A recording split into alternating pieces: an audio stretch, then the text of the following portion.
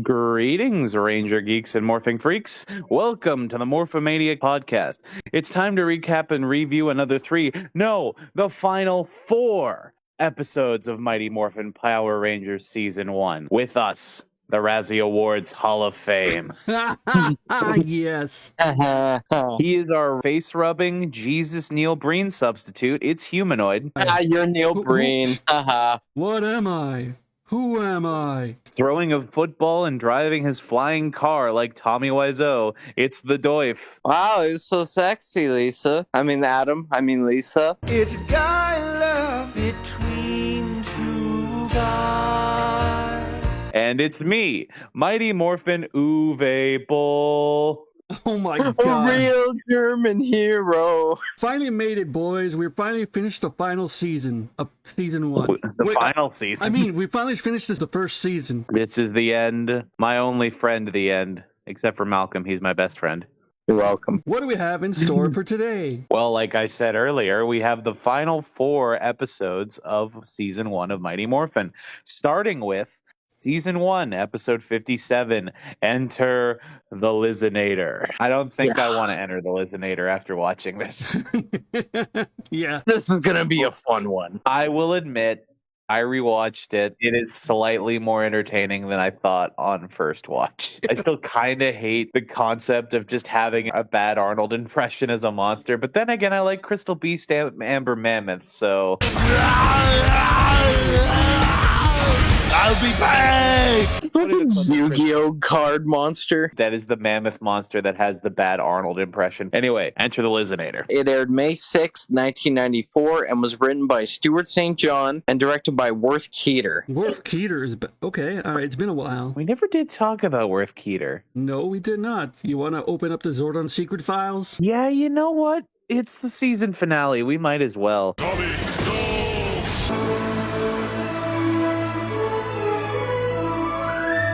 Let me just pull up Worth KEETER's portfolio here. You can start the episode while I look for this.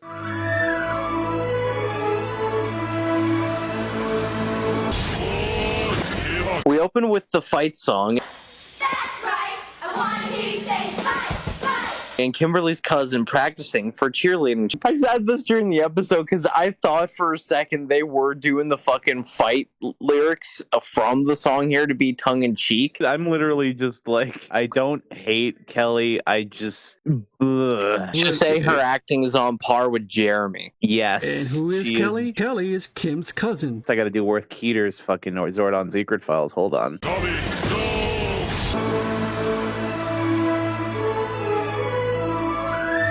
He has only 36 directorial credits to his name. He's a film and television director. He directed 20-plus feature films and 100-plus television episodes. Nice.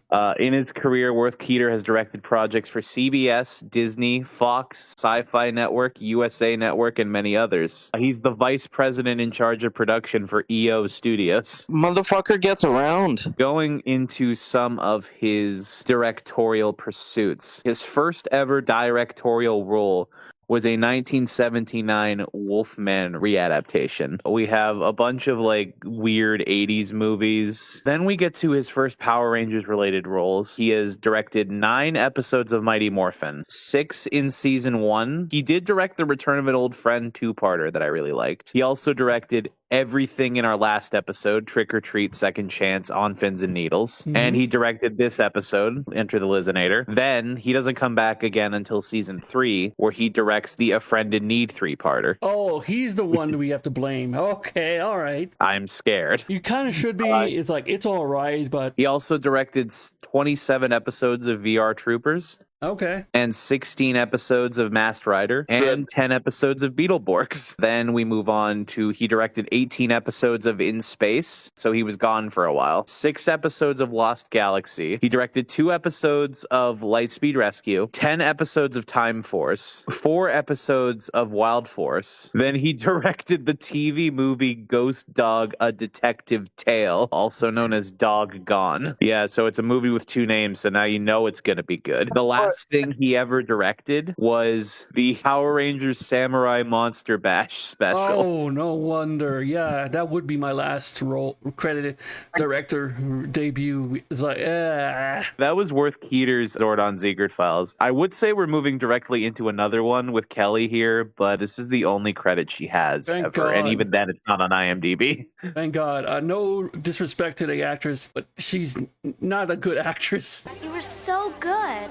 Everybody at school still talks about what a great cheerleader you were. Well, you know what they say. If at first you don't succeed, skydiving is not for you. I can't remember the Ellie song. is trying out for the junior tryouts. Yeah, it's the cheerleading squad for Angel Grove Junior High. Speaking of junior high, is this an American thing where they just have junior high and high school? Because I just went to high school. There was no junior high. Did you have junior high? Okay, you went to school in Chile, didn't you? No, BC. Okay, I know in BC they don't have junior high, but in Alberta they do have junior high because I okay. went to junior high. As someone who also went to school in BC, it's from grades kindergarten to 7 to 8 to 12. Yeah, and for us it's K to 6, then 7 to 9 is junior high, then 10 to 12 is high school. Oh, okay, that explains it because I was so confused at this part. The American equivalent would probably be middle school as well. Yeah, Okay. middle school. Where all the greatest minds and greatest things come from. Insert Diary of a Wimpy Kid here. Zooey mama! Zooey mama! After we get Kimberly's cousin being told by Kimberly that I can train you no problem, we cut to Bandora Castle where Reader's plan is to kidnap Kim's cousin for no reason other than I'm the only one that those pom-pom heads should be cheering! She just wants simps. She should set up an OnlyFans. I was gonna say Oh, no. I also need to mention during this Bandora Castle scene, Squat wants to take up cheerleading, and now everyone in the audience is imagining Squat in a cheerleader outfit. Oh my God. They also mentioned the monster of the week, LIZZINATOR. which Also, mid-monster design. And also during this segment, after they talk about the LIZZINATOR, Goldar calls Rita her cheesiness. Terrible LIZZINATOR is almost ready, your cheesiness. I love when they take like stupid words to compliment their evil mistress. It's like whenever like in Paper Mario, like Bowser's minions call him like your nastiness and like your pubbiness and shit Yeah. like that.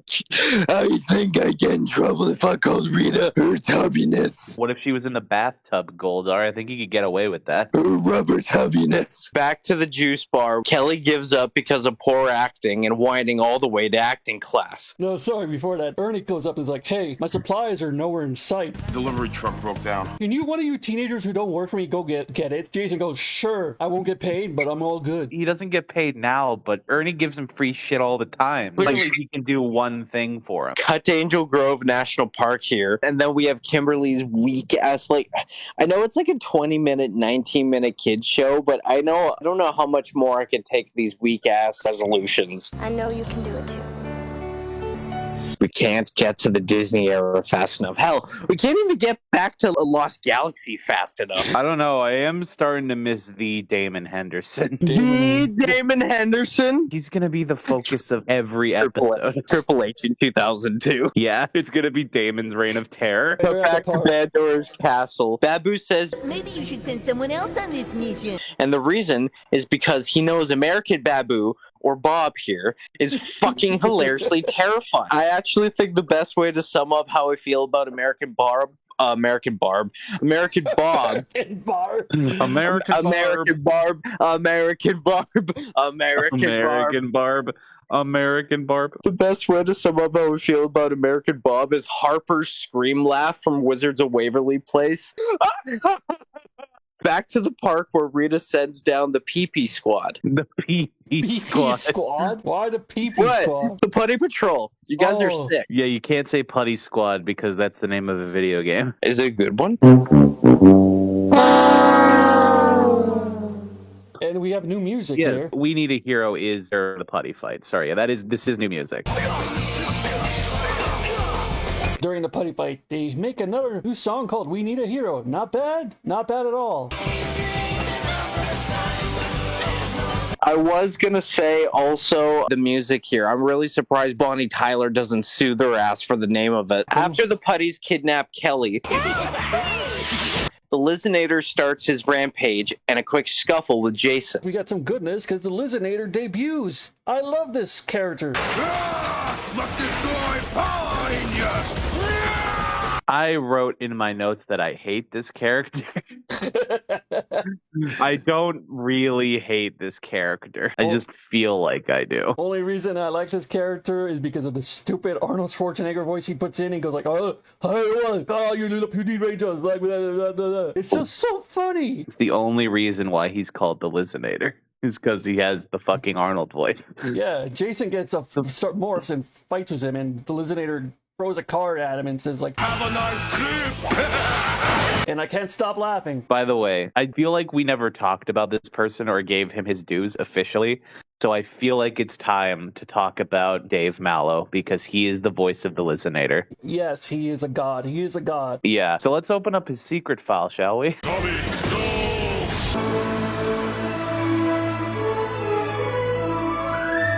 He has done a lot of things, and I don't feel qualified entirely to talk about everything he's done. So we're just going to go with just the things that are Power Ranger related. All right. And we're going to start with Zeo because he was also in the pilot of Mighty Morphin, so that comes later. Zeo, he was in 6 episodes. I did not know that Babu was in Zeo. He's in the Zeo beginning 2-parter. Other than Babu, he plays the character Video Vulture in Invasion of the Ranger Snatchers. Okay. He plays Googleheimer in Bulk Fiction. That's a great name for an episode, by the way, Bulk Fiction. He plays Hosehead in A Golden Homecoming. He plays the Midas monster from the Ranger who came in from the Gold. So that's all of Zeo. Then he was in 5 episodes of Beetleborgs. He played Quincy Moto, Charterville Charlie, the Borg Slayer, and he played Shelator.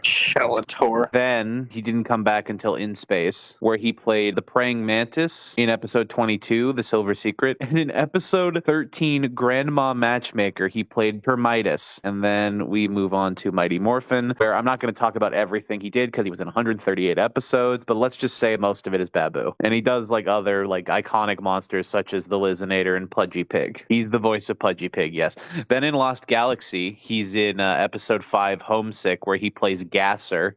Gasser, what a name. And in Facing the Past, episode 33, he plays Magnetox. Then in Lightspeed Rescue, he plays Tri-Fire in episodes 9 and 10. Then in Time Force, he plays Commando Khan in the Clash for Control 2-parter. He also plays Black Knight in Beware the Night. His last role in Power Rangers, as far as I know, roles. In Wild Force, he plays the vacuum cleaner org in Curse of the Wolf. He plays Helicos in Homecoming. He does narration for a couple episodes. Once Animus had taken all the wild Zords off the Animarium, Princess Shayla, the protector of the wild Zords, fell into a deep sleep. And then he's the announcer in the episode The End of the Power Rangers Part 1. Next time on Power Rangers Wild Force, the Rangers are on the ride of their lives. So, let it be known that Dave Mallow is a big part of what made this series good. I constantly praise Babu as like the funniest character in these episodes because he just has the most out-of-pocket jokes. Okay, yes, he does. Speaking of Dave Mallow, I'm looking him up too, and he's also in a bunch of other shows that I like. One of them is Just Shoot Me with David Spade, and he plays the Egg.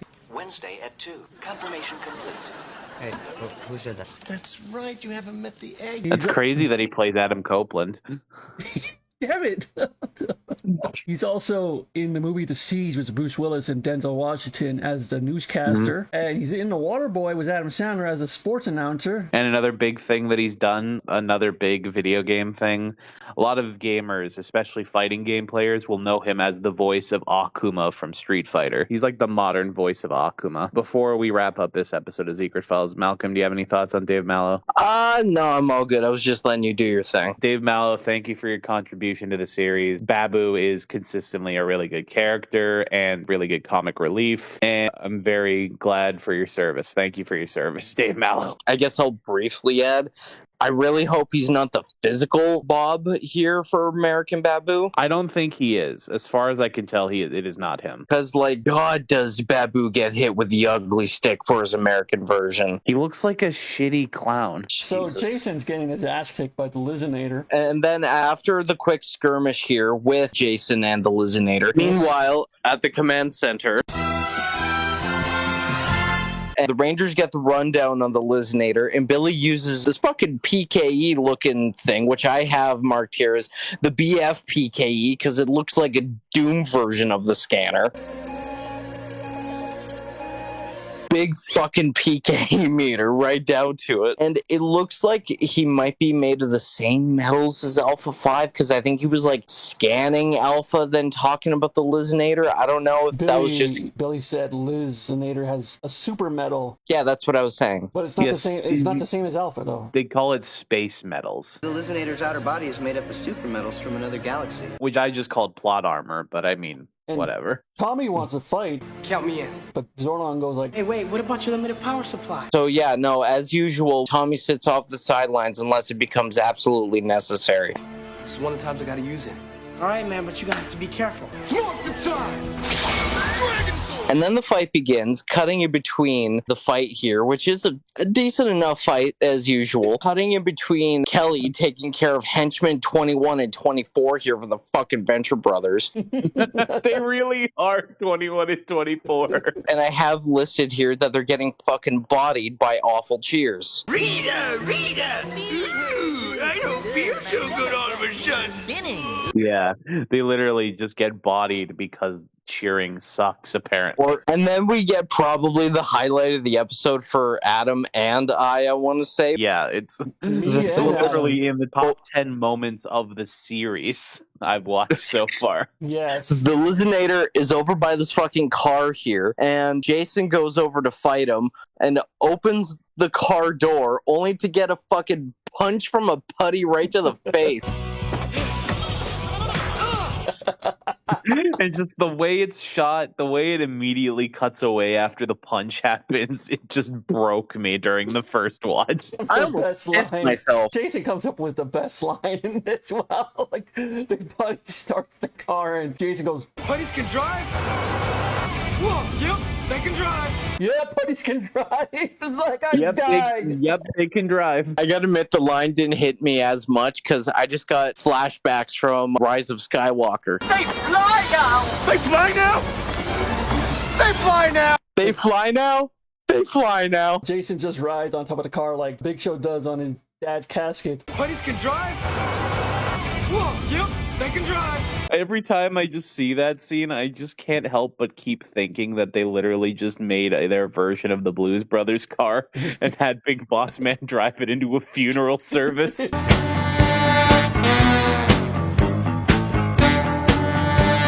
That's being attended by one person. Another good line is from the LIZZINATOR. Sees Jason riding the car and he goes like, "My God, I love this man." And then Tommy comes in, take a good wallop to the LIZZINATOR. And then, of course, Rita make the LIZZINATOR grow, which actually is warranted here instead of some other episodes where it's like you were winning. And a Q-Zord fight. And it's a Zord fight. The Dragon Zord doesn't even, like, come out of the water anymore. He just, like, walks off from wherever the fuck. They're really trying to save money on footage here. And then we get, I want to say this is the first case when the Dragon Zord actually comes in, then the single Zords. It's hard to tell because they all kind of bleed in together, but it definitely does feel different when the Zord comes first. It's like how they change the order during the morph sometimes. It just like doesn't feel right. It just throws you off completely. And then we get Zord sequence. And then we get more footage of fucking Titanus. Wait, before Titanus, LIZZINATOR gets his stinky breath move. Super stink breath, he calls it. Let's see how you like my super stink breath. Stink was wrong. Yeah, I was wrong. I was wrong. I was wrong about you, Stink. Then the end of the Zord fight happens when Titanus comes in as usual, and then LIZZINATOR, thankfully, fucking down now, and we can stop with the fucking Schwarzenegger. Oh, man. Is this the last time Titanus shows up in season 1? I don't know. I think this is the last time we see him in season 1. If it is, then his best moment is that one stupid Photoshop thing where he was like moving it 4 frames and then just explodes. What the fuck is that? So then one Babu teleport away just as the Rangers teleport in with fucking turtleneck wearing Rangers here. Wow, the Power Rangers. Great job, Kelly. We knew you could do it. It looks like they're wearing white people cashmere fucking turtlenecks over their suits. The best no, not an time to wear a striped sweater. If it was an ascot, it would be like a bandana or handkerchief sticking out. So, like, this is a full-on turtleneck. And they don't even, like, talk to Kelly. Well, they do for, like, 5 seconds, but then immediately cuts to black and then back to the juice bar with something that took me like a second take to notice that this is the longest that Bulk and Skull have gone without being in an episode. Yeah, they weren't in it for like 19 minutes. And then we get a brief funny ass chant making fun of Kelly from Bulk here, and then he tears his pants. He's gorgeous. He's hunky. He's F-U-N-N. Probably has his tailor on speed dial now. And then we get this dance out of Kelly, which is like, it's not even a cheer. It's just more 90s Saved by the Bell dance acting. You also get a new song called Rescue You when Kelly does her cheer. It's just mid. Until eventually, after only one performance at the fucking cheerleading youth tryouts, the Skull got to her. Dun, dun, dun, dun, dun, dun. Next episode. Football! Season, episode 58. Wow. I am stuck with the football episode. I am not lover of sport ball. I'm basically Tommy in this episode. The air date for football season was May 9th, 1994. Written by Cheryl Saban and directed by Terrence H. Winkless. He's back. We open on Bulk and Skull making an ass out of themselves. It's football season, obviously. You've read the title, fucko. Everyone's trying out, and including Bulk, but Skull is training Bulk. Skull's carrying a potato sack, and I'm like, okay, I guess Skullovich would be from some sort of European country. Yeah, no, but it's just a tackling dummy. He tells Bulk to hit him with all he's got. Bulk grabs the football out of Tommy's hand and charges down the hallway. But unfortunately, right as he's about to tackle Skull, who comes out? Principal Kaplan. I think he just waits in the sidelines so he can give these motherfuckers detention. He has a personal agenda against Bulk and Skull. Also, they eat the toupee. Bulk just decided to fight the toupee after they all crashed into each other, which is fucking weird. Cut to Jason and Tommy laughing at them, and then Tommy just instantly gets depressed, like, haha, I'm never gonna get football. Even Bulk's got more experience than me. Out of nowhere, he becomes bipolar. It's like, ha ha ha. Oh no. Then Tommy just walks away. And we cut to Bandora Castle. Everyone's jazzed about football. Babu is all like, That game those humans are playing looks fun. and Rita's like, Who wants that junk? What the fuck does Rita even do for hobbies? Like, all we see her doing during this whole fucking show is just purposely look for shit to complain about so she can send down a monster. Like, what do you do for hobbies, Rita? well, let me think about it. Stargazing, beating up her subordinates. We mentioned she has an IBM computer where she keeps all her spells, so she probably plays solitaire. Or Minesweeper. Again, this is US Rita. It's not Bandora, so we don't get even the Bandora song here.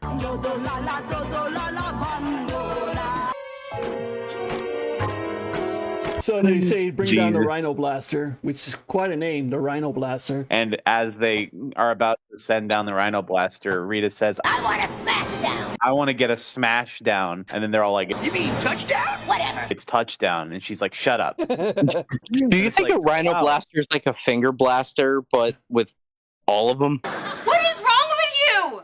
What is wrong with you? What is wrong with you? Malcolm, go to the corner. We cut to the juice bar. And Tommy's all depressed, and everyone is talking to him, which is everyone being Kimberly and Trini. Tommy's depressed, and he's like, I'm never gonna figure out how football works. I don't even know the first thing about football. And then, conveniently, Ernie shows up. And Ernie's like, oh, hey, well, believe it or not, I did football when I was a youngin'. It says linebacker, right? He does say linebacker. I was an all-star fullback during my college days.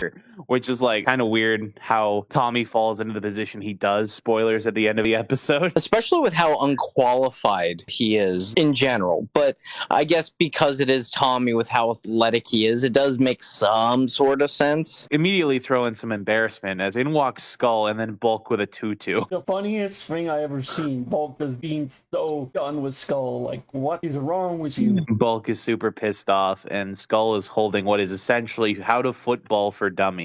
Dummy. Skull. Yeah.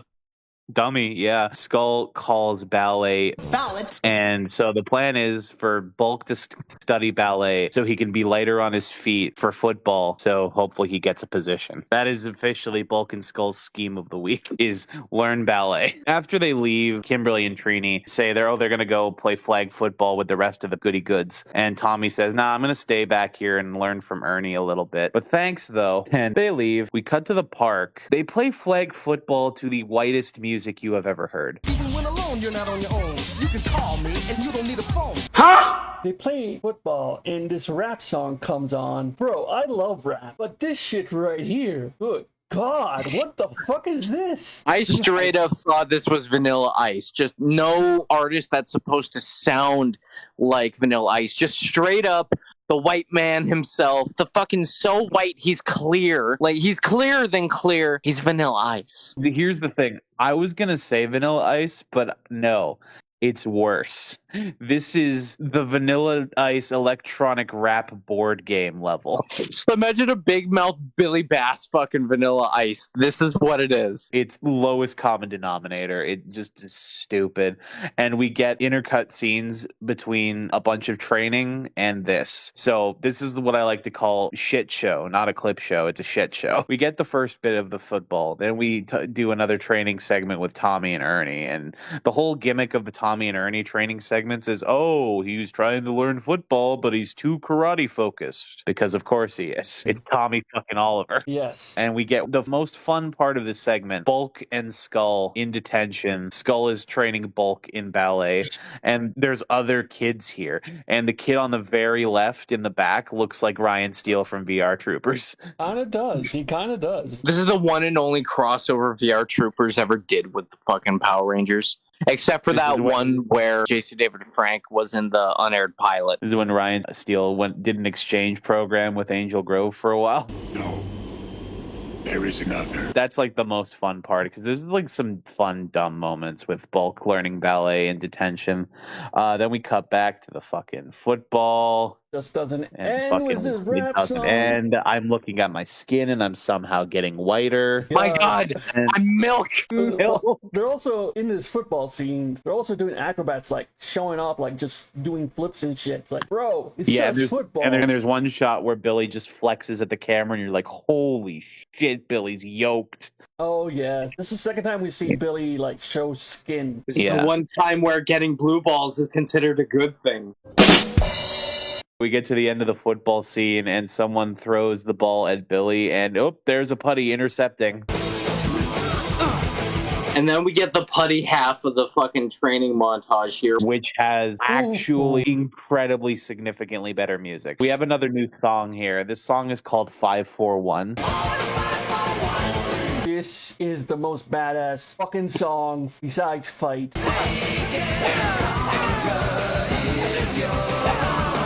I love this song. And Go Green Ranger Go. And Go Green Ranger Go. Oh man, they're just rocking it out, man, here. God damn. Also, Billy leveled up finally.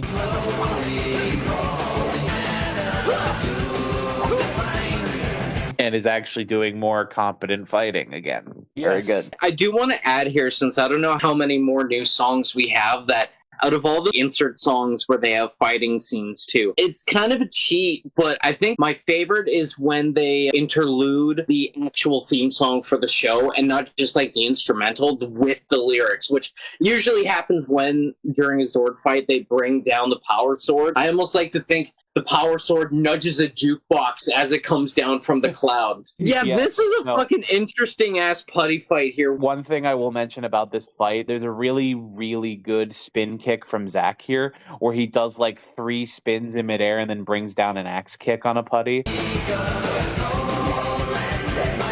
That was really cool. Meanwhile, at the command center,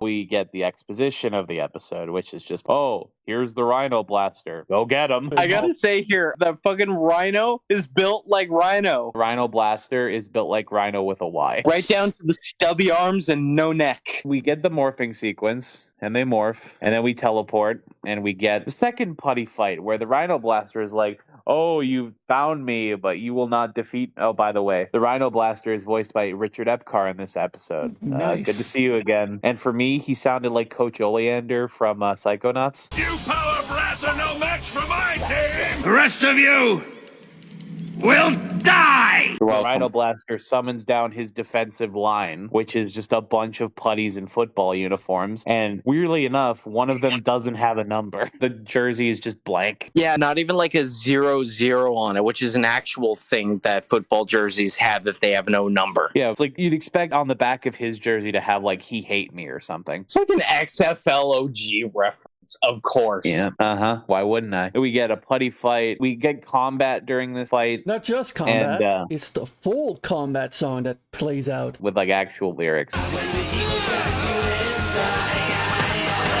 Yeah. And you know, it's like football. They just get into linebacker pose and then they punch each other. And it's like, it's fine. If a fight has a gimmick for me, I'm either really going to love it or I'm going to hate it. And I kind of hated this fight. Yeah, I can see what, because they're doing too much football here. Anyway, they defeat the putties and they're like, oh, now we're going to get you next, Rhino Blaster. And he says, You've been sidelined, Power Rangers! Hit the showers! And then he farts on them.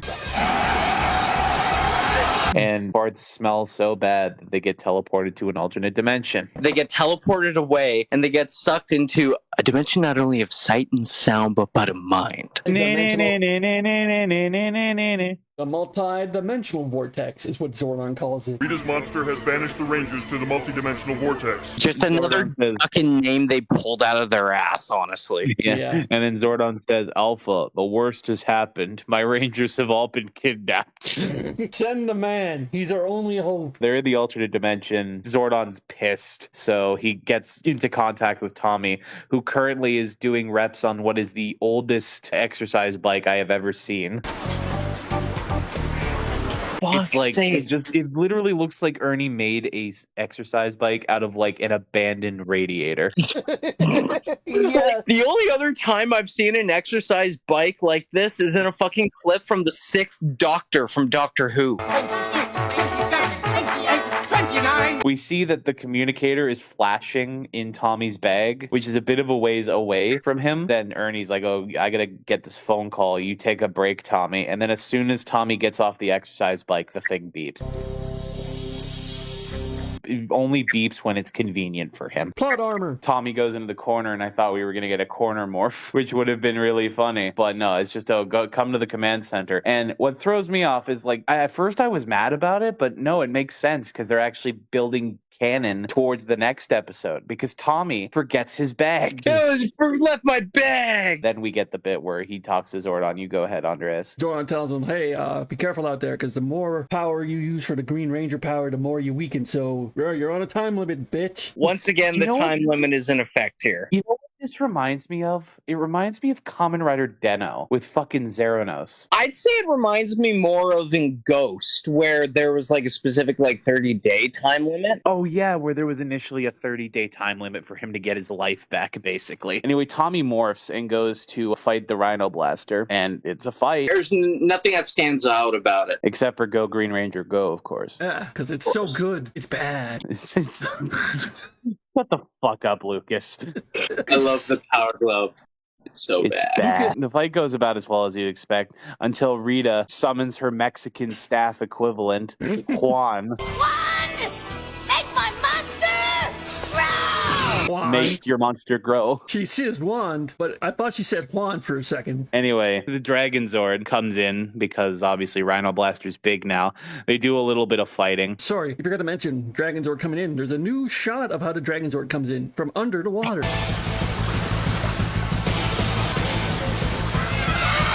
Oh, I did. Yeah, because it was really cool because like his eyes were shining in the water and Malcolm really liked it. Looked way fucking more menacing than it has for the past couple episodes. They do a little bit of fighting and then Zordon talks to him and he's like, oh, you gotta, in order to save your friends, you have to throw the dragon dagger into his hole. Good night, everybody. Praising, boom. He starts to give up and is like, oh, can I see my friends one more time? And then the guy's like, oh, because I'm such a nice guy. Yes. And then he fucking sprays the mist everywhere. Sorry, he actually says no, because like, I'm evil. But then why does he spray? Since I'm such a nice guy, no! Very true. He's an idiot then. So Tommy, like a true quarterback, completing his football arc for this episode, throws the dragon dagger into his hole. Jason, catch! I will not phrase it differently out of protest. And then Tommy jumps into the Megazord cockpit. It's like, okay, now I got to buy time for them until they get back. This is the second and only other time I will say, yeah, that he shows up in the fucking cockpit, which I prefer. I didn't even realize it only happened twice. Don't know why. Maybe there just wasn't a lot of footage of it. Yeah, he goes into the cockpit. We have to buy time for fucking the boys to come back. We need to wait for season 5. God fucking damn it, season 4 just fucking came out, motherfucker. So they fight a bit more, and a Rhino Blaster gets the upper hand, and then we get the Battlefield Earth shot where they just fucking 45-degree angle that motherfucker in the cockpit. I'm losing power! Zordon, I'm going down! Shoutouts to Battlefield Earth, one of the worst movies of all time. I went to a thrift store the other day and was this close to fucking buying it. No, thank you. Tommy's like, I don't know how much longer I can handle it. And then at that point, the fucking vortex effects come back. The Megazord walks out of the smoke like the fucking Terminator. And I'm like, holy shit, that's awesome.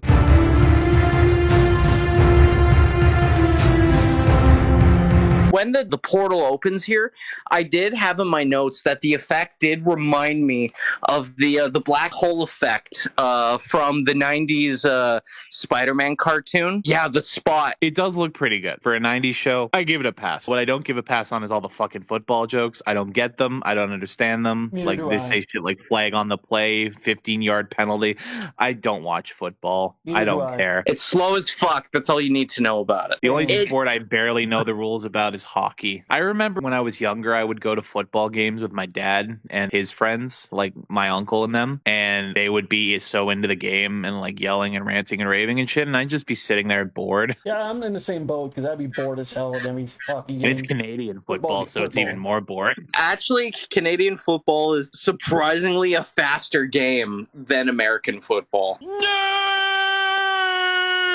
Anyway, they finish off the Rhino Blaster with the power sword. That's about it for that. Then we cut to Bandora Castle, where this is the moment. Here it is, folks. The final headache. I've got such a headache! We have a total of 19 headaches in season 1. God damn, you need a fucking Badville. Badville. Because she's evil. Badville. Yes, I get it. I just don't want to sell it. God damn it. See, it is funny. It's hilarious, but I didn't want to give it to you. Fuck. We cut back to the juice bar where Principal Kaplan is about to make the announcement on the football lineup. He drops a piece of paper which only has 2 names on it. Pleasure to announce. And also, despite that, they are the 2 most important names to the football lineup, so I can't believe he fucked up. Then Principal I was going to call him Principal Asshead. Anyway, Principal Kaplan asks Ernie to kill the lights, and we get a look at the stupidest looking light switch in all of fucking history. It's just a giant black box. Cartoon box. Off, on. Nothing else. Then after he shuts the light off, we get the one guy with the singular flashlight as the spotlight. And then we get the lineup, and I have the lineup here for you. So let me just read this lineup. Jason, and Jason comes out. Billy, and Billy comes out. Hey, phrase it! I'm so surprised Billy's in this. Surprised Billy got announced before Zach. Bob, and then American Babu comes out. Matthew, and then the host of Botchamania comes out. Ryan, there's VR Troopers. Michael, here comes Michael Jackson. Thomas, and then Black Tommy Oliver comes out. I was gonna say, you're not a train. And finally, Paul. Oh yeah, Paul. It's probing time. Mr. Kaplan thinks that that's the end of it, despite the fact that he hasn't announced the quarterback yet. One of the kids is like, Looks like you dropped something, Mr. Kaplan. and then Kaplan's like, oh, I can't believe I fucked that up. Allow me to introduce Bulk. And then Bulk comes out with his tutu still, and then fucking falls and makes an ass out of himself again. Finally, introducing your starting quarterback, Tommy Goddamn Oliver. And there he is, with his fat cock. No wonder Kim likes him. It's like in his football pants, it's just staring you in the face. Why are you looking? Because it's staring at you in the face. I didn't mean to look. It's right there. For fuck's sake, what are you doing with the crimson sausage in your pants? Here comes the crimson sausage. No. The episode just ends there on a happy note with everyone on the football team, but of course Bulk is going to tell Skull to murder 3 random children because of the embarrassment he felt in this situation. Yeah, that was a decent episode. We move on to, I don't know why I have this in my notes, but it's season 1, episode 59. But it's, I just wrote 3 M's, so I thought it was going to be season 1, episode 59, Maximum Male Models. No, it's Mighty Morphin Mutant, directed and written by who, Malcolm? Double whammy for today, boys. May 16th, 94 was the air date, and it was directed by Terrence A. Winkless and written by Douglas Sloan. That was a whole week later than fucking football season. I want to take a look at an air date calendar just to see how eclectic the fucking air dates were for back in the day. We open up in Angel Grove High School, and Tommy's running to his locker because he forgot his books. He forgot. Kim shows up and goes like, "Hey Tommy, how's it going?" Tommy goes like, well, what? So Tommy's being me in this episode, being forgetful and shit, and he walks away while his locker's open, and then walks back and closes the locker. And Kimberly's going like, if it wasn't for his football dick, I wouldn't be with him. What's wrong with you? What's wrong with y'all? I'm so sorry. What the fuck, dude? We see Mrs. Appleby teaching, and Tommy is trying to sneak his way in, but Mrs. Appleby sees that shit and goes like, Tommy, how nice of you to join us. It was at this moment that he knew. He fucked up. Why are you late? Tommy goes like, oh, I forgot. Appleby goes like, don't be late again. She tells the class about the project for today, like, what do you think's wrong with you guys? What are your faults? And what could people say about you to change your mind? Today's episode lesson. What is wrong with you? Well, I was going to say, what is the fault in your stars? Fault in your stars, oh my god. So Bulk and Skull are saying like, what if we don't have any faults? And Mrs. Appleby goes like, well, I hope the class can tell you what's wrong with you assholes. And Bulk goes like, damn it. Okay, well played. And she's like, If not, come see me. I'm sure I'll be able to help. She was way too trigger happy on that fucking response. Yeah. She went from having the dumbest facials to being the coldest killer. So Tommy's making fun of him. It's like, if you really get stuck, I'll help you guys out. And Bulk says, You'll be lucky if you remember what the assignment is. Tommy just shuts up. We cut to Bandora Castle, and Rita mentions she has a dungeon. Now listen up. Go to the dungeon and get the badges of darkness. Go to the dungeon. Go to the dungeon. Go to the dungeon. Oh my. Rita's saying like, go to the dungeon and bring out the badges of darkness. We're about to get really up in this bitch. Oh, it's at this point I'm like, oh, for fuck's sake, it's another evil ranger plot. Yes. But it's better. This one is, I'd say, actually more enjoyable than the other evil ranger plot we had to deal with. It was decently enjoyable because there were 3. There was Power Ranger Punks, which is, you know, less evil and more dickhead. Then there was the actual Evil Rangers one. I forget the name of the episode. It's the one where they poured laundry detergent in the water fountain. I can't remember what it was. It was the one with Japantown. Yes, exactly. So we cut to the youth center, and Tommy and Jason are sparring, and Tommy can't really focus, and Jason goes like, man, bro, you gotta focus up, man. And he goes like, I know, but I can't. So he goes over to the juice bar, and Trini and Kim's like, Why don't we help you find ways to remember stuff? Yeah, that'll be fun. Hey, we can help you out later on. Kimberly and Trini decide to help Tommy in his forgetfulness. They'll figure out what they can do. We cut to the beach. Trini, damn it! And Goldar is training putties for the mutant power training. It's time to begin the Mutant Ranger training. All is going good, except for like one guy in the entire bunch, number 6, who's basically an idiot. No, number 6. Everyone else is doing the move great, except for number 6, and Goldar's like going like, step forward with your left foot, number 6. I guess no one's gonna bloody listen to me, sunshine. War games! So the putties are doing spin kicks, and then we cut to number 6, dancing around or doing some bullshit, and the other putty's like, can you believe this shit? What's this guy doing? So finally, at the end, Goldar goes like, every one of you are doing great. So we have our evil Power Rangers that we can do. Except for you, number 6, you fucking idiot. He sends them back to the... So going back to the clay jar on Finster's workbench. See ya! So there's one putty missing. There's no one to be the Red Ranger. Goldar just smashes the badge of honor. He was just like, I'm smashing the badge of darkness. He's like, no one will be the Red Ranger. I hate the Red Ranger. I made a shit fight with him. So he gives the other badges to the rest of the putties, and he says, It's mutant time! It's mutant time! And then all the putties turn into a Blue Ranger, Yellow, Pink, Black, and Green Ranger. But they have gray gloves and gray boots. We cut to the juice bar, and Bulk and Skull come in and say, like, I think we're not going to do our project because we're better than everyone. And you know it. You fucking Mark! Fire me! Tommy goes, are you sure about that? So you'll be cool if Mrs. Appleby gives you an F? Bulk and Skull look at each other like, we gotta go. And they just leave. Yeah, because they don't want detention again. We cut at the Bandera Castle, and they goes like, Goldar. Bandera? Bandera Castle. So we cut to Pantera Castle. He's talking to Goldar, so like, all right, let's see what your Power Rangers can do. Get them. So Tommy and Kim are walking in the and they see the green and pink Evil Ranger. They're going like, what is this? We get to see Evil Tommy as the green putty, but it's great to hear the Evil Tommy voice again. What's the matter, Tommy? Something look familiar? We got a great fight scene between Tommy and the Green Ranger. And then we see Pink and Kim go at it. They also have a great fight. Pink is scared shitless this entire time because she doesn't know what's going on. There's one part where, like, about the hoodie. Adam talked about the hoodie. Yeah, they did it again.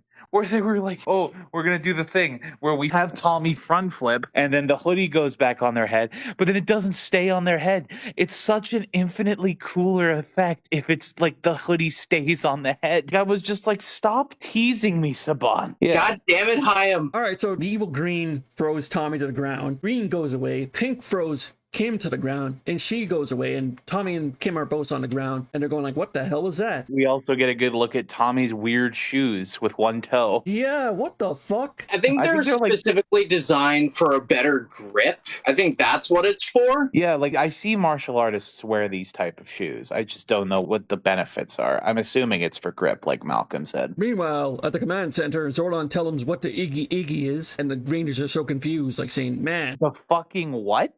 The Iggy Iggy. You mean the shticky icky? I say the Iggy Iggy. Are you having a stroke during this part of the episode? What the fuck was that? Wait, you never heard of the Iggy Iggy? I've never heard that. We would be reacting accordingly if we did. I guess it's not the Iggy Iggy then. I'm gonna be honest with you. I'm kind of retarded. I was gonna say that Andreas just died and we're just hearing the gases release. So Zordon tells him, well, good luck with these evil Rangers. Cut to the juice bar, and Billy makes a beeper for Tommy so he doesn't forget shit. And then we cut to the command center again. Alva goes like, oh no, my tubes are trembling. It makes my tubes tremble. What? What the fuck? It's the crayfish. You have trained well. So we cut to the beach. Boys. And we see the crayfish, which is a pretty awesome design. I like it. It's a big lobster. Larry the lobster. Commander Crayfish. Commander Crayfish. He's saying, oh, we're going to kick their asses. Cut back to high school. Kim is putting ribbons around Tommy's wrist. Yeah, my grandmother told me that tying ribbons around your wrist always helps you remember. Also, you notice that like his locker's full of Post-it notes. He is forgetful. Very forgetful. And then his beeper starts spazzing out. Alert. Time to take out the trash. Alert. Time to feed the cat. And he just keeps saying things. Alert. Alert, alert. And Billy's going like, that's strange. I don't remember that being the time I specified. I mean, I appreciate them for helping, but like all these honestly stupid ways of trying to get him to remember. Why don't they just take the Simpsons route and just get him a remember all? The only problem is, I can't remember what I've forgotten. And all of a sudden the communicator goes off and they go to the corner and Zordon, yeah, they go to the corner. And fucking skull corner. Zordon tells him, hey, it's time to go and fight the crayfish. And this is the fucking this right here. Good fucking God. Kids, would you step outside for a second? They all morph in the corner.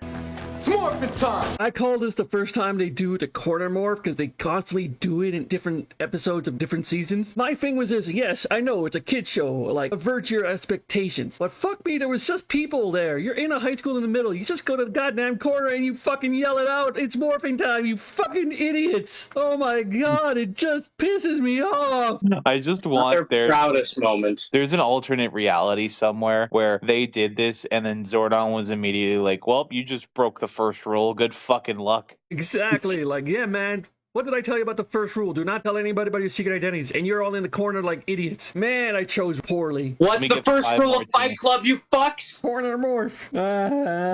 You do not talk about Fight Club. And what did you do?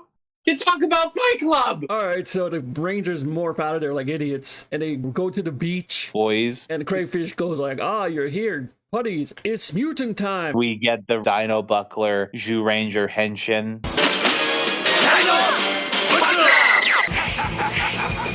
Which is like a really cool Easter egg for me, the Sentai enjoyer. Literally is the exact same thing, and honestly, that's really cool. And then they do the poses like the fucking Zhu Ranger roll call.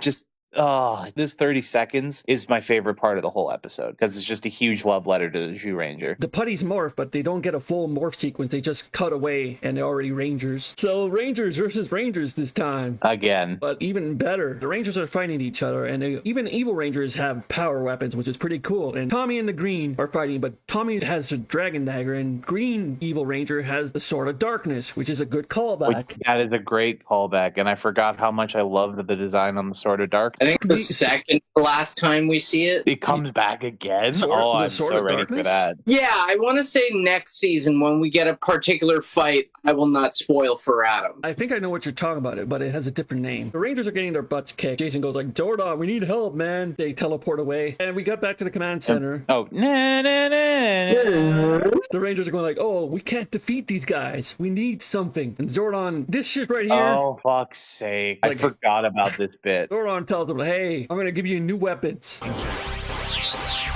And the Rangers go like, what the fuck? This is the same shit. Zordon goes like, They may look the same, but trust me, this is some heavy-duty artillery. What? They may be visually, powerfully exactly the same, but they're not. Just accept it. There's a simple explanation for that. No. Shut the fuck up. All right. So the Rangers are going, okay, we trust you. So they go back to the fight. Red versus Crayfish. The others are just fighting their own colors, which is a pretty good fight. Each one gets their moment. Honestly, a good fight. I believe 541 is also playing in this bit. Which just made me like 541 more. Oh yeah, it's a great ass song. So the Rangers decide to get their new old weapons and make the Power Blaster. Then the baddies also have their own Power Blaster. Which is also awesome. So they have a Power Blaster blast off. Fire! 0.2 seconds of a beam struggle because the good one immediately like destroys the evil one. But like I just wanted a Dragon Ball Z-esque beam struggle with the two, the where they just shoot at each other and it just goes back and forth for like 5 seconds. Yeah, I'd like to see that too. Instead, we get like 1 second of a beam struggle till the enemy laser just shat out. So the good team wins and the evil Rangers go flying and supposedly yellow and pink die off screen for some reason. They do fly off screen, but then they just disappear from the episode. I'm just guessing they died because blue, green, and black are the only one left with the crayfish. And then Juan. Reader calls upon Juan. We get 3 giant rangers for the first time, which is pretty awesome. Yeah, the last time was Tommy making himself big when he was evil. Yeah. So basically what happens is the staff makes the crayfish grow, but then for the other 3, it just gives them beta capsules. Ultraman! The Rangers call upon the Zords, initiate the Megazord. Megazord is here. Tommy calls the Dragon Zord. Dragon Zord is here. They both Megazord and Dragon Zord prepare to fight, and it's a pretty great fight. And then they do the bit from Survivor Series 94 where the fucking clown midgets put fucking Jerry Lawler on their shoulders. Now we'll see who the shrimps are! And because of the crayfish is way up there, Billy says like, hey, he's above our blaster for the Megazord. Just make your arm of the Megazord go up. You can do that. Go up, Adam. God, no. Stop. It was years ago. I feel like an idiot. Look, for context, I will burn myself. I will jump on the spear that is the internet. When I was young, Malcolm and Caden were coming to pick me up and we were going to go do something. I was directing them where to drive and then I said, go up this road. And Caden made it a very clear point that he couldn't drive vertically up every single time I said, go up. God damn it, Caden. So I think what you mean to say was go north, but honestly, we've been making fun of you for that shit for what, 10 years? It's been way too long. I don't deserve this anymore. I don't want to live on this planet anymore. Dragon Zord grabs the two Rangers, black and green, so Megazord can have a fighting chance. The evil team just kicks the Dragon Zord out of the way, and they do their firing pose beam. Does work a little bit. Charge! Jason goes like, none of that shit. Call upon Titanus. You are my best friend.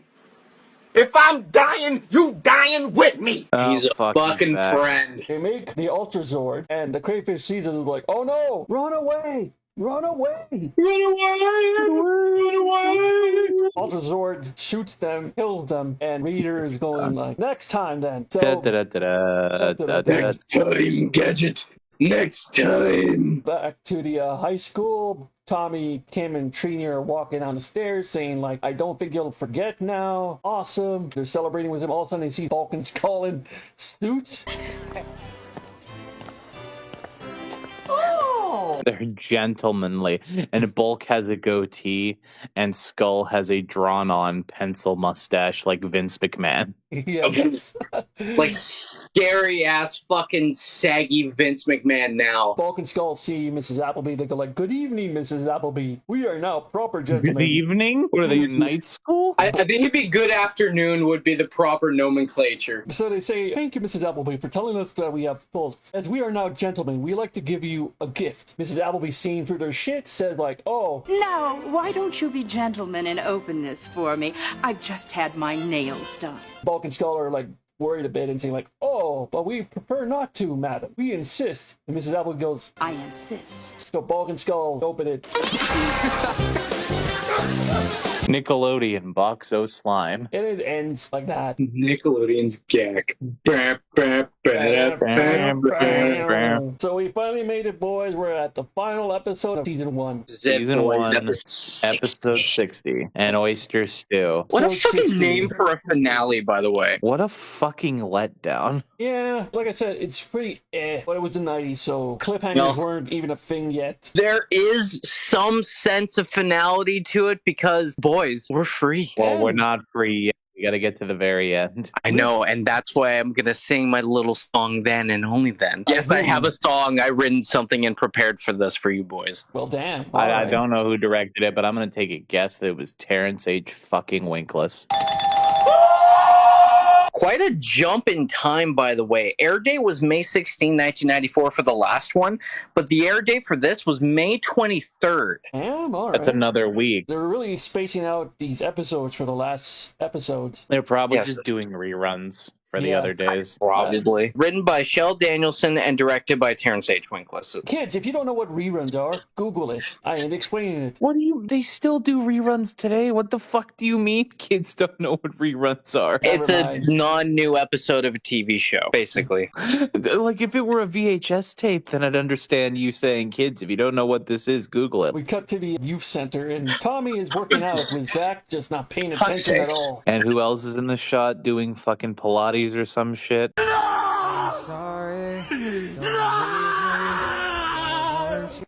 god, I'm gonna vomit uncontrollably. Fucking Angela. But her last appearance.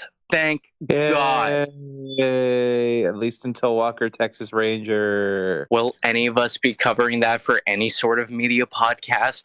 You make the call, but more than likely that call will be no. No. I mean, likely no, but what we could do is we could cover it for an April Fool's episode. I'm pretty sure she's a better actor in that show. It's like a year apart from this, so I'm assuming yes. I do oppose something to you guys. Instead of that, how about we take a look at the Crow City of Angels? For the Sega Saturn? No, I mean the movie because that's the only other acting thing that Tui Trang was in. Jesus. Yikes. So we see Bulk and Skull playing guitar. And they sing a really stupid song where it's like, if I remember the lyrics, it's like, my lady's so fine, just like a porcupine. She has brown eyes like mine. My baby's as fine as a porcupine, and her eyes are brown like mud. Kid walks in, sees this stupid shit. Who's like, what the hell are you guys doing? Oh, we're doing this for a job. All of a sudden, they say, beans. Bing! Beans! Zach mentioned that it's Angela's birthday. Oh, we're gonna have this today, aren't we? This bullshit. It's literally like as soon as he mentioned it was Angela's birthday, I'm like, okay, I already know the whole plot of the episode. And Zach is gonna get too big for his boots, try and get something crazy expensive for her. I was gonna call her Andreas.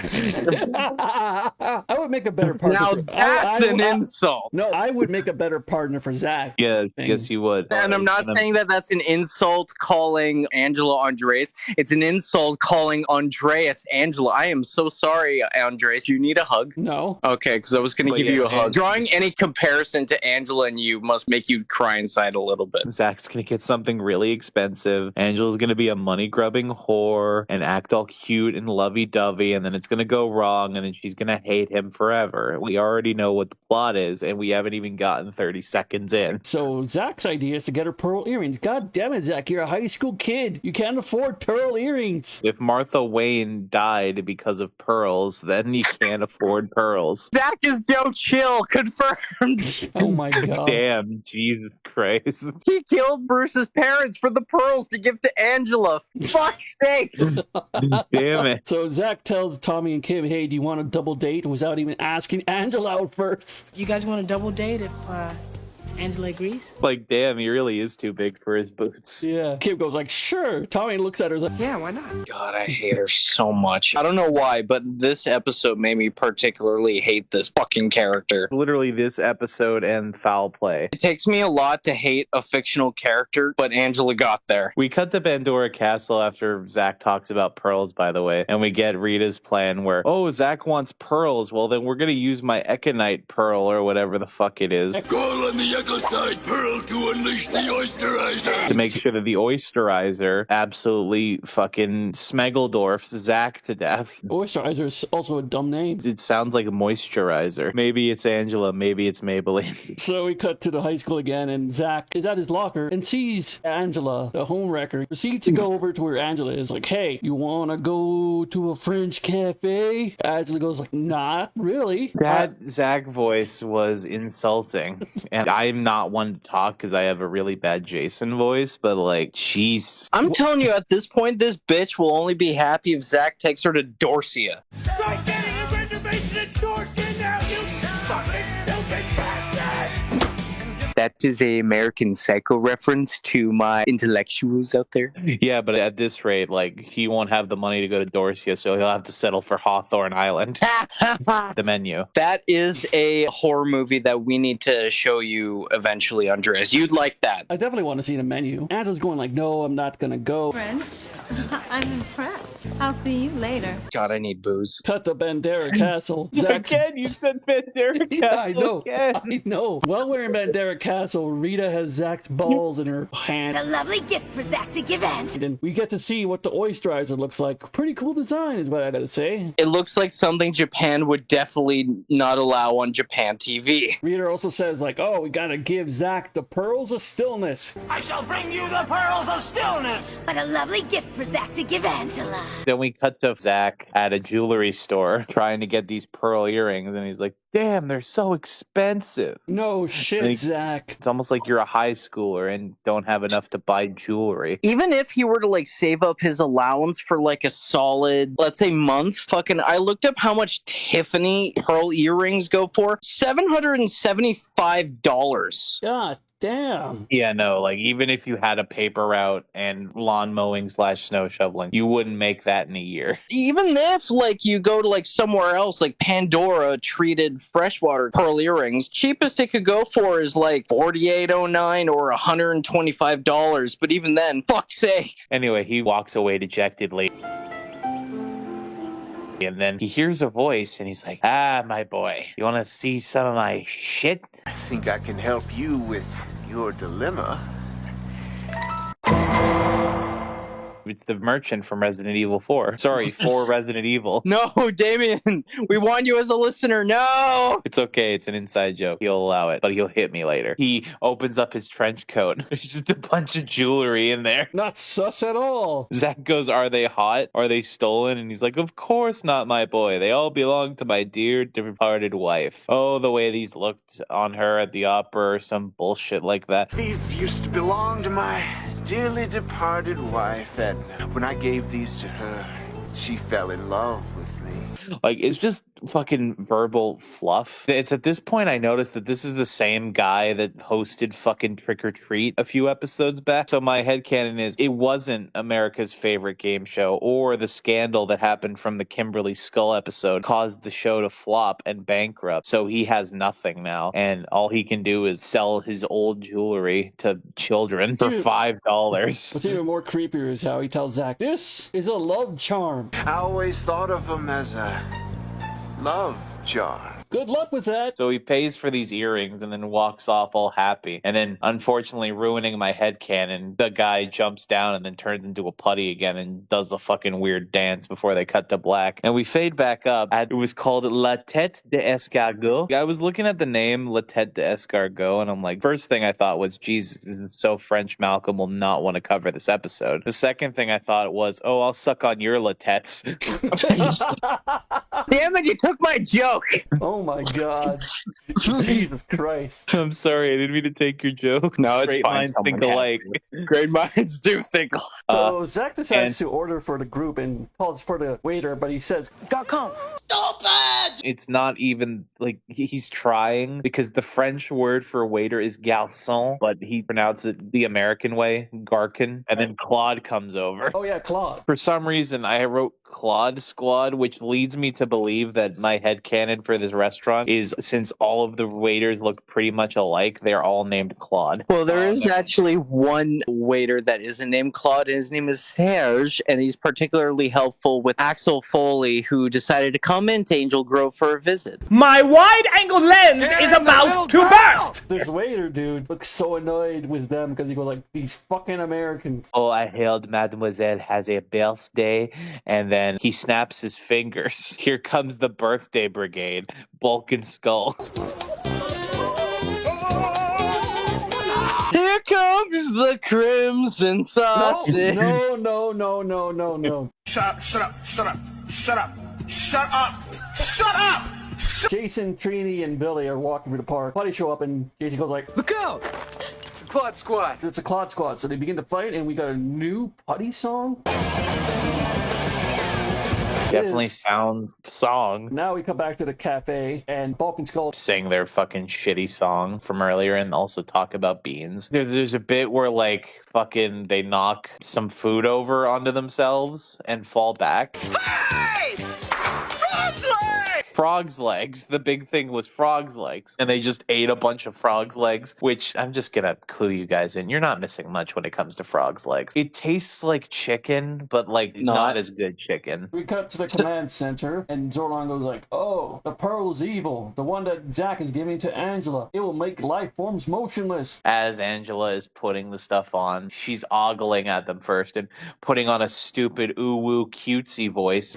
I love him. Despite being a total bitch to him so far. Some surprise, Zack. I suppose this explodes, or a can of worms jump out at me? I looked this woman in the eye. I said, "Bitch." I do want to quickly say for this particular part of the episode, when Angela was talking to Zack, he's like, "Oh, what, is it going to explode at me?"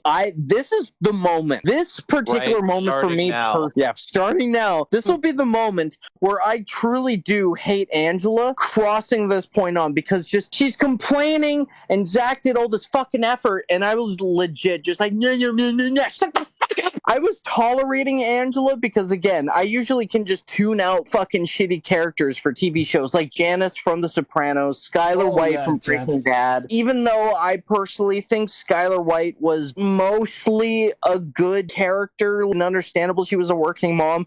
The whole I fucked Ted thing, spoilers, I thought that was troublesome, but she did not cause me as much hatred as this dumb even Littlefinger is better than Angela. Who's Littlefinger? From Game of Thrones. Oh, Littlefinger. Okay, yeah, that asshole. Littlefinger is basically the whole entirety of Game of Thrones was his fault. You hate Angela as much as you hate Littlefinger. Even more, and that is fucking saying something. Congratulations, Angela. You have hit the nadir. What will make Malcolm hate Angela Moore is that Zack and Angela almost kiss. Yeah, they almost kiss. The waiter comes in with a cake, and Bulk and Skull walk into the waiter, and he just drops the whole ass cake. And I was expecting Angela to be pissed at Zack for the cake, but she isn't. And then she puts the earrings on. Then the 3 other Rangers come in, and they're like, Angela, no! Tommy, no! We can't escape it.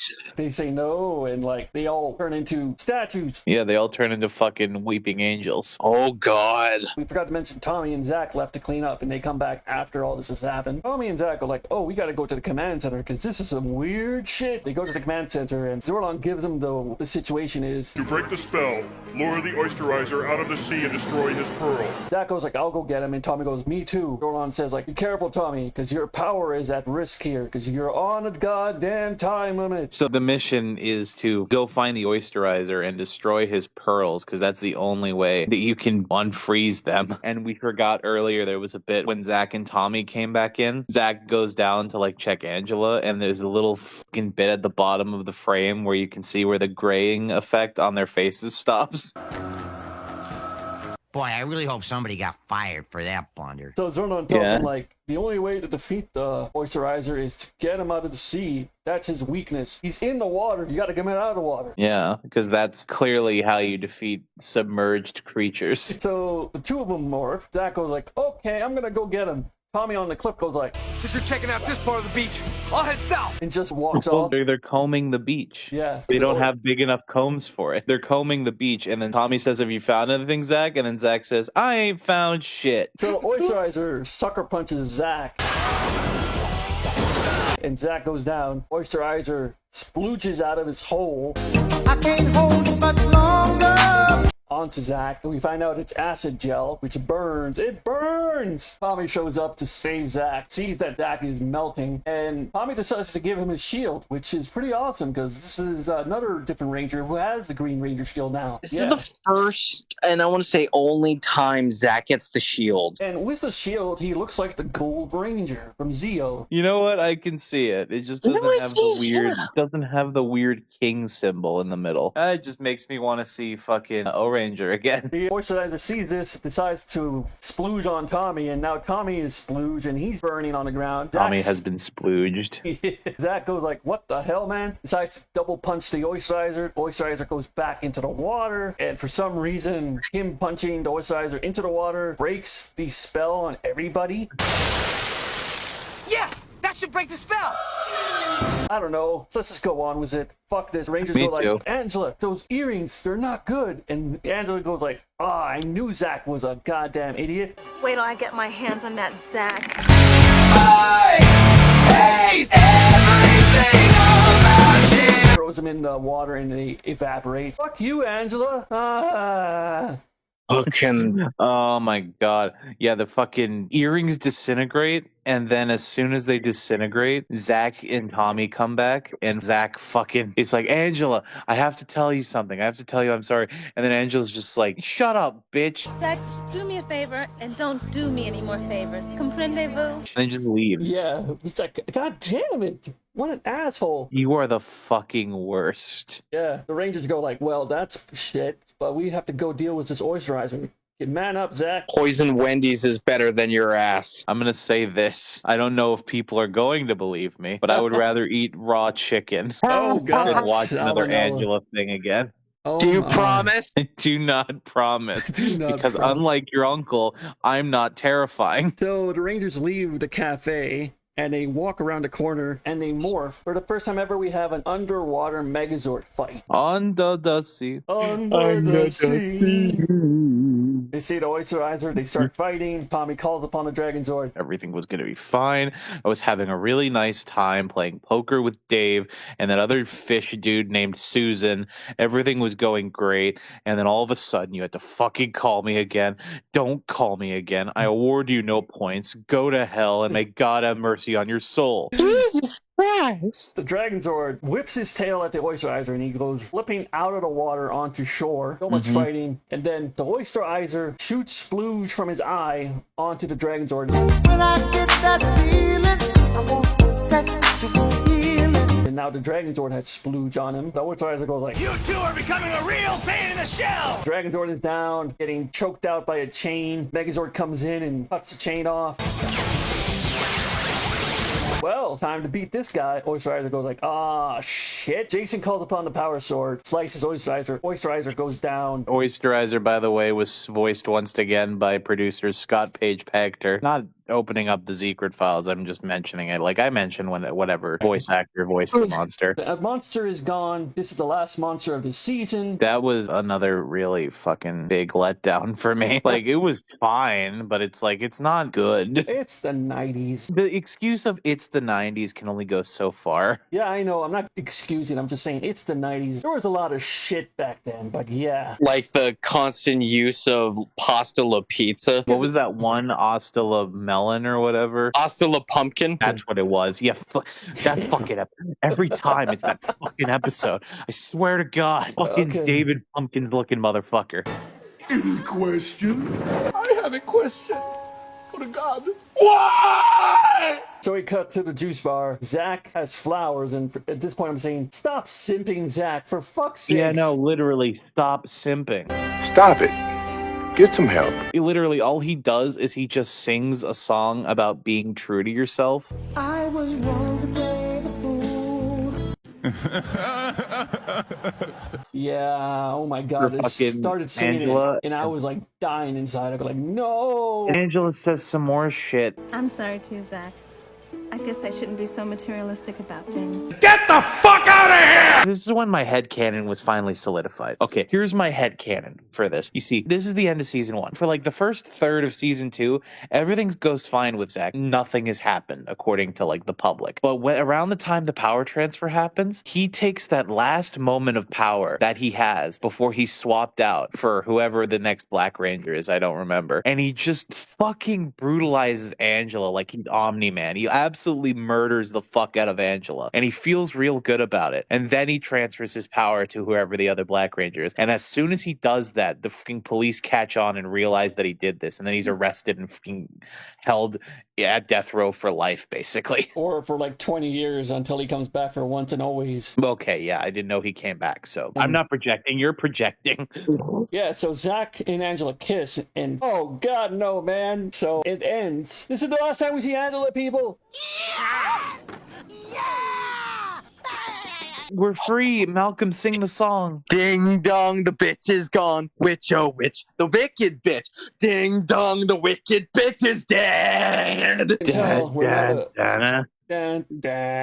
As you can tell, we're not a big fan of the Angela character. Yeah, character. Everybody got that? We say this every time, but we do not hate Renee Griggs. We do not condone hate for any actor unless they absolutely deserve it. We don't hate Angela's actor. We just hate Angela. Yes. So, we did it, boys. Final thoughts? We are at the end of season 1. So I think it's fair enough time to open the secret files one last time.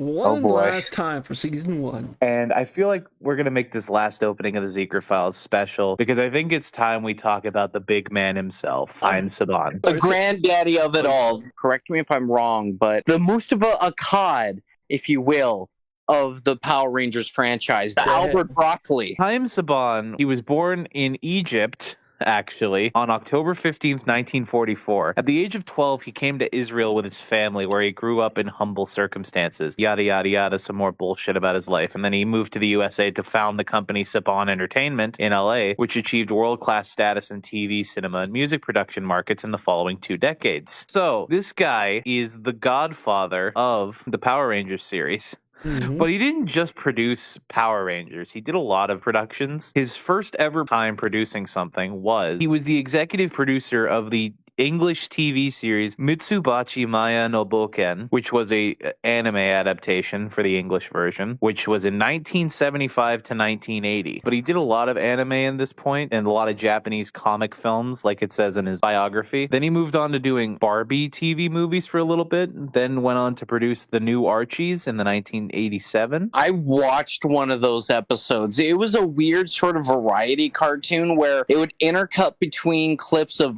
Archie cartoons cartoon. And then, like, weirdly enough, one of the fucking episodes had Dick Tracy. Then he also was the executive producer on the animated Karate Kid show, which only had 13 episodes as well. Theme song fucking slaps for that show, to be fair.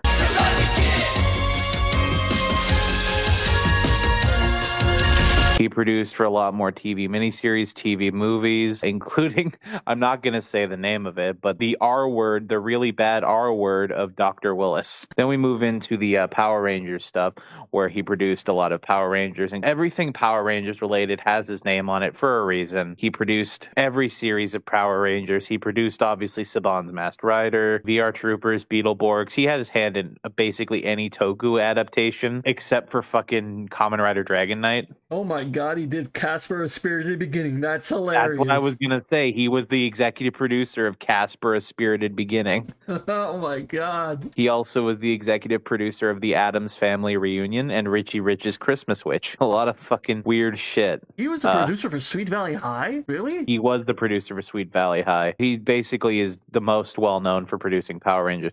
But that's not all he does. He also does music. He does soundtracks and composing. A lot of composing roles. He's done stuff even as recently as 2021. He's well known for doing a lot of the music for the shows he produced, including the composer of Digimon, Digital Monsters, composer for a lot of Power Rangers. He composed for Los Luchadores, a 5-episode series that didn't really get off the ground that I believe Wrestling with Regret talked about. It was basically Beetleborgs, but Luchadors. He did talk about it, and it looks like, I don't know if this is supposed to be him, but it looks like a blue demon-looking motherfucker was like the main hero. The biggest what the fuck for me as I was looking through his stuff is he composed What's with Andy, which is one of those shows that just sticks in your brain if you're a specific kid from a specific age in Canada. I have a few straggler memories in my head from What's with Andy. But that is... I'm going to close the secret files for this season with Haim Saban. Literally, this series would not exist without you. Thank you for your service, no matter how cheap it was. He's the man that started the Power Rangers like in like late 80s. We got the Bioman pilot.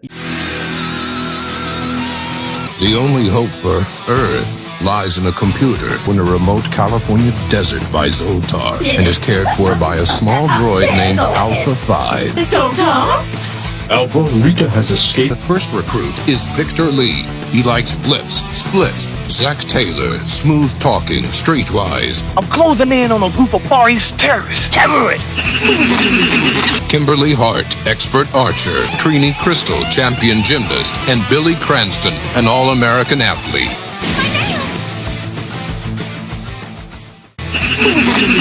Yeah, it's like before Power Rangers Season 1 came along, Saban tried to get Power Rangers into American audiences with the Bioman, like the Sentai. Bioman. Yeah, the Sentai version was called Bioman. He saw this and made a pilot out of it and tried to sell it to TV executives, and they wouldn't buy this shit because they go like, what is this crap? What is this? We don't know what we're doing. They didn't want it in the late 80s, and also they still had the same characters from Mighty Morphin, just looked different. Like Trini was white and Zach looked like Eddie Murphy. He's actually Miguel A. Nunez Jr. Wait, no shot. That was Miguel A. Nunez Jr. as Zach. Yeah, that's Miguel A. Nunez Jr. This sweet land of liberty we're living in is going to be in a mess of trouble. I have several questions. I swear to God, I thought it was just Walter Jones, but with long hair. Yeah, no, I was referencing that when we were watching it. That's fucking the guy from... DJ from Street Fighter. Yeah, DJ from Street Fighter. But I mean, specifically, I recognize him as from fucking Friday the 13th Part 5. It's those damn enchiladas. Yeah. He's also in Return of the Living Dead, one of the movies. Just put in the Demon and Anita pooping duet.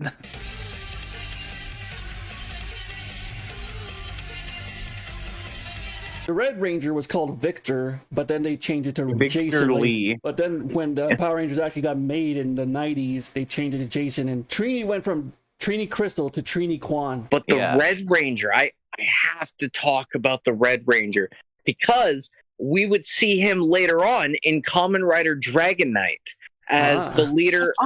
thought he looked familiar.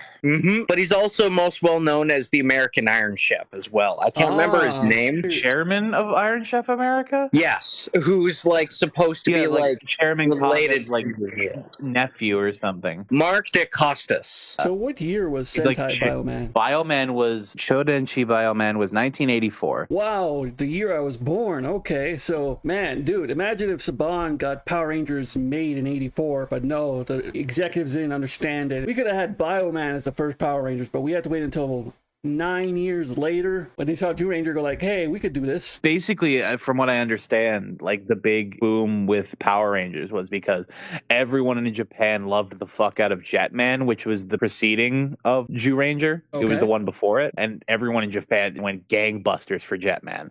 And after seeing how much popularity that had, and it even had some popularity outside of Japan, even in America at that time. So Saban finally saw a market for it, so he just used Jew Ranger footage with Toei's permission, of course, to make his series. And believe it or not, people wanted it in 1993, and when they didn't want it in 1987. I imagine if Bioman was made in 1984, that we'd just straight up get Sentai in America instead of Saban's adaptations. And I pray to all that is Lord and Holy in this alternate universe that exists that they just straight up use the Bioman theme song, because that is one of, if not the best Super Sentai themes from like Jew Ranger before.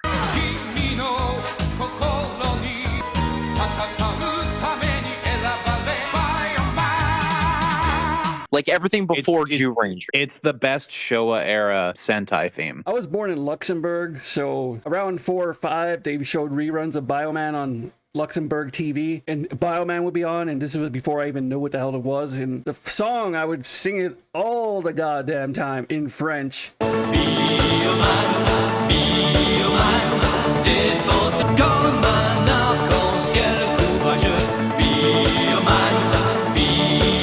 And then I moved to Canada, and I forgot all my French. Completely forgot about Bioman until years later. I go like, this shit sounds familiar, Bioman. And then I went on a rabbit hole spree. I was like shook, because I go like, I grew up with this. Wow. Alrighty then. We're done with season 1. I was gonna do a fun Where Are They Now segment with certain characters, but they all come back in season 2, at least for a little bit. Yeah. So I don't see the reason to do that right now. So we will do it at the end of season 2. Let's go through final thoughts of the season. And since I'm the virgin, I should go last. So you guys go first. You want to go first, Andreas? Yeah. So season 1, rewatching it with you guys, it's been awesome. It was like, watching this as a kid, this was my jam, man. It was like, god damn, I loved every minute of it. I know it's cheesy as hell, but Jesus Christ, I grew up on this, especially with the Green Evil story arc. My big ass crush was Kimberly, and then Scorpina coming out later, and now years later it's just seeing Scorpina just standing there doing nothing, which is hilarious. But Scorpina's there. Hearing all your reactions to this, because it's great doing this with you guys, and it's been a fun ride for this whole season, and that's all I have to say for it. Okay, so I don't know how I feel about this as someone who's been more of an intermediate Rangers fan, because I've seen, I want to say, every single episode except for 2 of the Disney era seasons. So that's my expertise when it comes to Power Rangers. I have occasionally watched episodes of the Zordon era and then the Neo Saban era, specifically with Samurai. But this is my first full go of seeing every single episode of the first season of Power Rangers, and it's a mixed bag at best. Like, I love the silly, goofy, fun episodes, but oh, man, was it cheesy at times, but in the best possible way. I gotta say, for 90s cheese, it was fun, but I can't deny there were times when I'm like, is Mesogog here yet? And then we're gonna have an inverse of me being angry at you for liking things in this show with me liking Mystic Force. I can just tell. Yeah, I will definitely. Like, how can you like that? It's funny. It's like you justifying why you like the stuff in here. It's gonna be, fuck's sakes, man, I can't wait. But yeah, no, I gotta say this has been fun. Okay. One down, a billion to fucking go. Okay, so I know I've been keeping Malcolm in suspense about this because he's wanted to know what my thoughts on season 1 since we watched the last episode. Well, the best thing I can say about it is a complete microcosm of the 90s. It is just screaming 90s. The colors, the stereotypes, the characters, the music, the villains, it all just screams 90s cheese. And that might be good for some people. That might not be good for others. My opinion is it is more often good than it is bad. There are really big bad spots. I can name 2 episodes in particular that are an affront to God and everything that is holy and should never be watched by anyone again. Those 2, of course, being Cleanup Club and Trick or Treat. If we watch anything out of this season again, it's going to be the reversion. It would be fun to do the reversion after we do all of like the regular Power Rangers just to see. Yeah, it's like, right after RPM when the reversion starts. Well, we'll see what we do with that. But my final thoughts on season 1. It's honestly really fun when it is fun.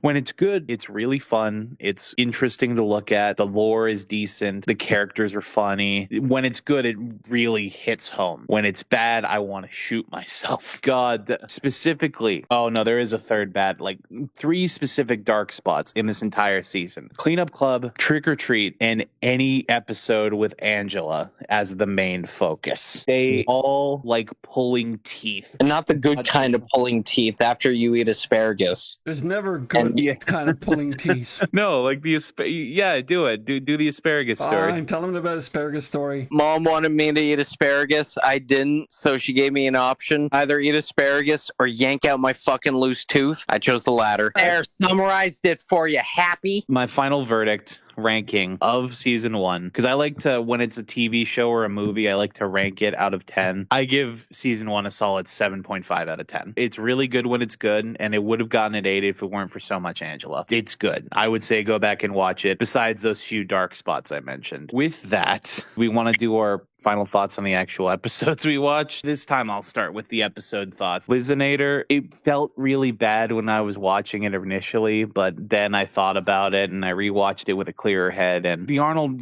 voice is kind of funny. It's mediocre. Maybe go back and rewatch it. Football season is the best episode of this block, miraculously. I don't know how. It's the least offensive of this block. There's a lot of football jokes that I don't get, but honestly, I'm okay with that. I think the story is fine, and Tommy trying to, not be so karate is an interesting hook. Yeah, it has the weird white music, but honestly, you can just fast forward through that part. Mighty Morphin Mutants was all right. It had the Evil Ranger plot that I thought was going to be an issue, but it turned out to be the best one of the 3. So I would say it's the second best episode of this block, and it's not that much of a contest. And Oyster Stew makes me want to eat corn the long way. Oh my. Yeah, that's all I got to say about Oyster Stew. Anyway, besides Oyster Stew, go back and watch the other 3 episodes. Go ahead. So my final thoughts, enter the LIZZINATOR. I just like the LIZZINATOR and how stupid and ridiculous the Arnold voice is, and like Putties Can Drive line, which is still classic to this day. Football season, really good episode. Don't know nothing about football, so I didn't get the football jokes either, but a great episode. Mighty Morphin Mutants, it's rent-free in my head for years because of that Juggernaut video guys who did a amazing funny-ass dub to this episode. Yeah, it's the Juggernaut, bitch! Black Power, motherfucker. Jose Canseco. Right, we got you, bitch. I got crabs. Hold on, bitch. I'm from 25th and Wildwood. We fuck emus in the ass. What the fuck? I'm Jose Canseco. Damn, attacking the killer gazebo. Jose Canseco, bitch. Sir, what's going on? Motherfucker, we need your help. You need to take your ass over there and take care of these motherfuckers. Frosty, Pookie, Eddie. What the fuck does that mean? And an Oyster Stew can just go fuck itself because of Angela. Yeah, I agree, Malcolm. Thoughts. Yeah, I'm on the same fence as you there, Andreas. Like, the first 2 episodes were entertaining, like, fun filler again to me, but I'm just fucking thankful that we're done with it. So what do you think of Mighty Morphin Mutants? As I said, the first 2 episodes were great, but, sorry, the first 3 were entertaining, fun episodes. That's what I meant to say. Thank you. And then, fuck Angela. See you in Walker, Texas Ranger. And with that, we're done with season 1, and we're going to be doing season 2 next time on a different day, different channel, not different channel, but next time. And I'm Humanoid, and I have to say, God damn it, Zach, why? But we never get to see Angela again, so yay! I am Dead Shroob, and parting is such sweet sorrow, unless it's Angela. And I am the DOIF. And may the power protect you all. And fuck Angela. Goddamn right.